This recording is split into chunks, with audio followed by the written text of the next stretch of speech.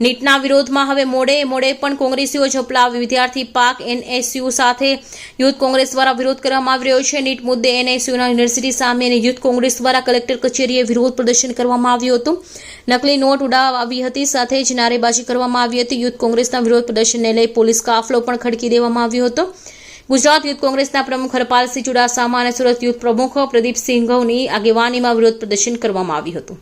આવેદનપત્ર આપી અમે જે નીટ પરીક્ષામાં જે ગેરરીતિ થઈ છે એ વસ્તે આજે અમે વિરોધ પ્રદર્શન કરી આ નોટોના પૈસા જે ભાજપ સરકારના દલાલોએ જે કૌભાંડ કર્યું છે એ લોકોના પૈસા બતાવી આજે અમે વિરોધ નોંધાવવા આવ્યા છે। આવેદનપત્ર આપી કલેક્ટરશ્રીને રજૂઆત કરવામાં આવે છે કે જો આ જેટલા લોકોએ ભ્રષ્ટાચારી ભાજપ સરકારે જે આ કૌભાંડ આચર્યું છે એ લોકોને જો જેલના સળિયે પાછળ નહીં ધકેલવામાં આવે તો યુથ કોંગ્રેસ આખા ગુજરાતમાં આશ્ચર્યજનક આનાથી બી ખતરનાક પ્રોગ્રામ કરશે।